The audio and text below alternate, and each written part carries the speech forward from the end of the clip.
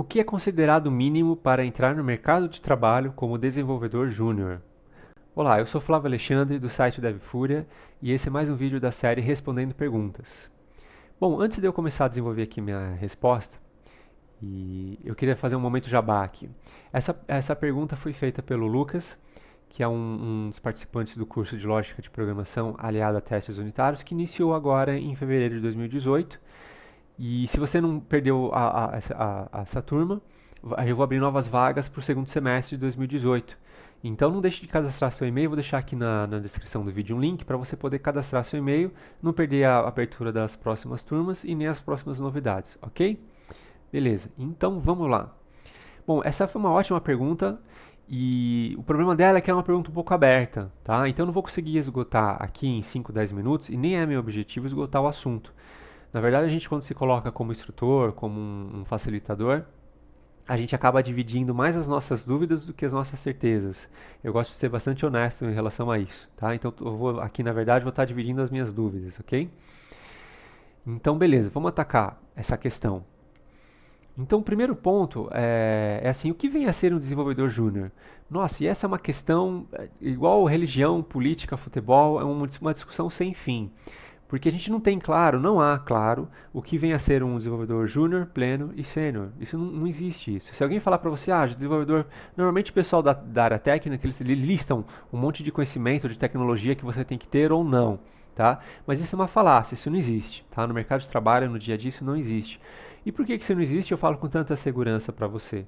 Porque eu trabalho numa consultoria em recursos humanos já há 10 anos e vejo de perto como é que é o mercado de trabalho e não é assim que funciona, tá? Mas de fato não existe algo concreto que você fala, desenvolvedor júnior é isso, desenvolvedor pleno sabe isso, desenvolvedor sênior sabe isso. Não existe, tá? Porque cada empresa tem a sua cultura e as culturas são diferentes de empresa para empresa, então cada empresa vê essa questão de uma forma diferente. E isso é a única coisa que eu posso afirmar para você.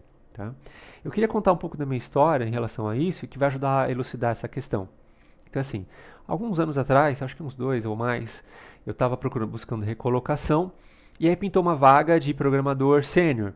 E eu já estava me sentindo sênior naquela época e eu fui todo confiante para a vaga e quando chegou lá, levei uma rasteira e o entrevistador na hora ele conseguiu identificar, diagnosticar que eu não era sênior, eu era pleno, segundo a cultura da empresa deles lá, era uma empresa de top de tecnologia de ponta, e eu acabei não sendo chamado para a vaga e tudo bem.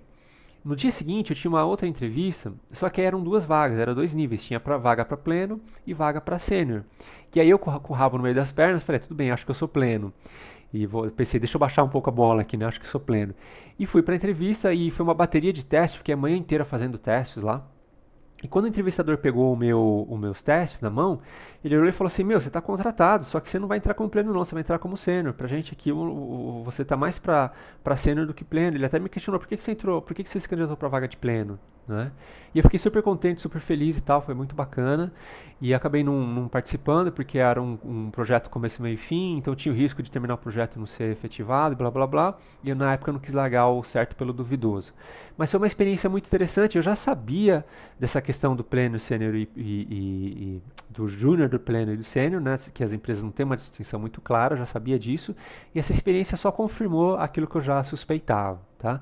Então, para começo de conversa, não há uma divisão clara, não é uma ciência exata, muito pelo contrário, é bastante questionável do que vem a ser júnior, pleno e sênior, ok?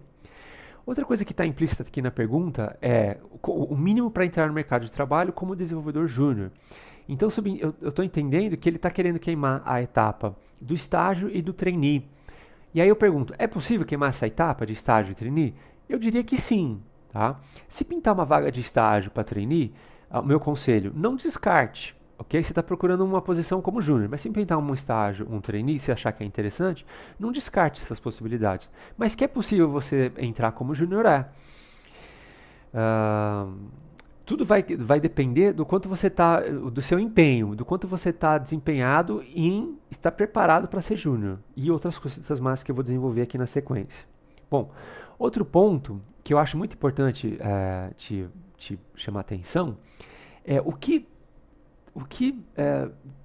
o que trava você, o que impede de que você seja um desenvolvedor júnior? Essa questão é interessante. O que impede que você seja um desenvolvedor júnior?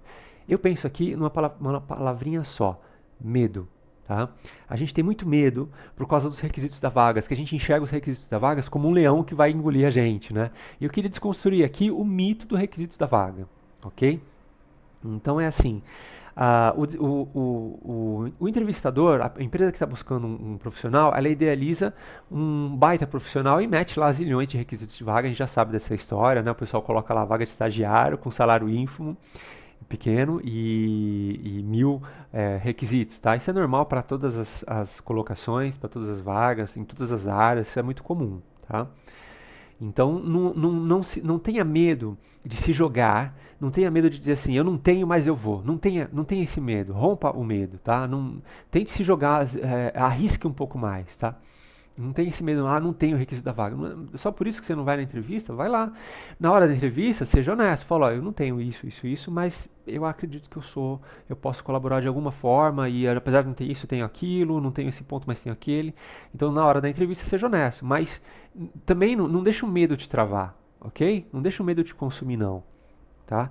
Uma estratégia para você vencer o medo e a gente desconstruir essa questão do requisito da vaga é muito importante, e eu venho batendo essa tecla nos cursos de lógica aí que a gente tá rolando, que é a seguinte: saiba mostrar o que você sabe. Vou repetir: saiba mostrar o que você sabe. Isso é muito mais importante do que ter todo o requisito completo da vaga.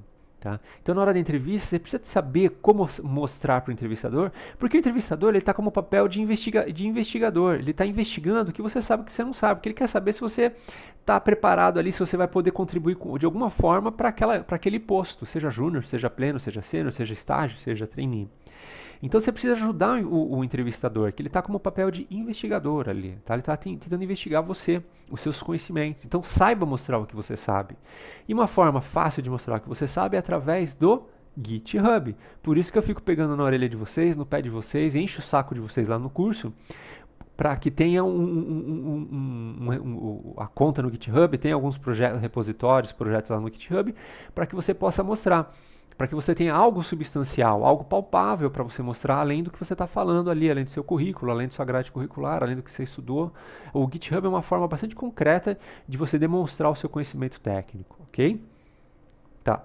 Outro ponto é, entenda os requisitos da vaga, porque não é só você desconstruir os requisitos, falar assim, eu vou que vou, não é ir de qualquer jeito, tá? Não, é você entender o que a vaga pede, porque se por um lado eu não sei, eu não consigo desenhar ou delinear ou definir o que vem a ser júnior, pleno e sênior, por outro lado eu não vou largar essa questão só porque eu não consigo definir. Não, muito pelo contrário, a gente está sempre no esforço de definir o que vem a ser um desenvolvedor júnior. Então, o requisito da vaga vai te ajudar a definir você sozinho o que vem a ser um desenvolvedor júnior. Vou te dar um exemplo. Imagina que a vaga peça lá um requisito que você não tenha. Por exemplo, conhecimento em banco de dados, sei lá, MySQL, por exemplo. Aí você fala, puxa, eu não tenho banco de dados MySQL. Não deixe de ir para a vaga, vai lá na entrevista, procure fazer a entrevista. Seja honesto, fala, eu não tenho isso, mas tenho aquilo. Agora, assinale um desses requisitos, que vai ter lá zilhões de requisitos, né? Assinale um deles e ponha como objetivo seu. Fala assim, eu vou aprender, vou estudar o banco de dados MySQL, por exemplo. Inclusive no site da Evfura tem uma seção lá de MySQL. Então, seja lá qual for o requisito que você não tenha, tente ir fazendo uma lista, você mesmo fazendo a sua própria lista, ou seja, crie sua definição do que vem a ser desenvolvedor júnior, mas não feche um conceito, porque saiba que esse conceito não é um conceito que a gente talha em pedra, é um conceito aberto que pode ser questionável, depende da cultura da empresa, ele pode estar adequado ou não, tá? Mas entenda os requisitos da vaga e assinale alguma coisa lá para você ir desenvolvendo passo a passo, tá? Outro ponto muito importante, já estou quase finalizando aqui a minha exposição. Outro ponto muito importante é, não ame a linguagem X. Tá? Não seja um aficionado, um apaixonado por uma linguagem A, pela linguagem B ou pela linguagem C. Por quê? O que acontece? Olha só. Aqui teve um trocadilho, linguagem A, linguagem B, linguagem C, né? A gente está estudando a linguagem C. Então, o que acontece? Na hora da entrevista, imagina que a vaga é para desenvolvedor júnior na linguagem Ruby. E aí você estudou Python. E aí você chega todo empolgado, não, que Python é isso, Python é aquilo e tal. E não só na hora da entrevista, mas depois que você é contratado também. E a empresa, o entrevistador fica até assim, porque ele está precisando de um programador Ruby e você é programador Python. E ele vai ficar pensando, pô, se eu contratar esse cara que ama Python, eu vou ter um fator desmotivacional, eu vou desmotivar o cara, porque ele adora Python, e eu vou forçar ele a estudar Ruby. Então não ame uma linguagem essa ou aquela, tá? Muito pelo contrário, mostre a sua desenvoltura, mostre que você tem assim fugiu a palavra. Mostre que você tem essa maleabilidade de migrar pelas linguagens, que você não é aficionado por essa ou aquela linguagem, tá? Uma forma de fazer fácil de fazer isso, novamente, puxando a orelha, puxando o pé, é GitHub. Então, imagine que nesse exemplo, né, é para a vaga de programador Ruby Júnior. Então, o que custa você criar um repositório de Ruby, colocar meia dúzia de exercícios que nós vimos lá no Lógica de Programação, replica ele em Ruby, inclusive com os testes unitários, e na hora da entrevista você mostrar, olha, eu aprendi Python, aprendi Java, aprendi não sei o que, eu sei que a vaga é de Ruby, mas já estou até dando uma estudada, me empolguei para estudar a linguagem e tal. Você tem algo substancial para mostrar, né? Você vê que você não está mostrando o que você sabe, mas você está colocando uma forma diferente na hora da entrevista, tá? Ok? E aí, para fechar a minha exposição, é assim. Você viu que a gente distanciou dos requisitos da vaga, né? Distanciamos daquela questão do que vem a ser o desenvolvedor júnior, e a gente acaba indo para um lado assim, saiba vender o peixe, saiba se apresentar, saiba se colocar de forma clara, objetiva, concisa, tenha algo substancial para mostrar ali na hora, mas Flávio, eu não tenho conhecimento tal. É o que eu te falei, tenta investigar, tenta você entender como é que funciona esse mundo aí dos requisitos da vaga, do que as vagas estão pedindo. E se você vai numa entrevista e o cara fala, pô, você não está adequado não cumpre os requisitos, pergunta pro cara, aproveita a hora da entrevista para você aprender.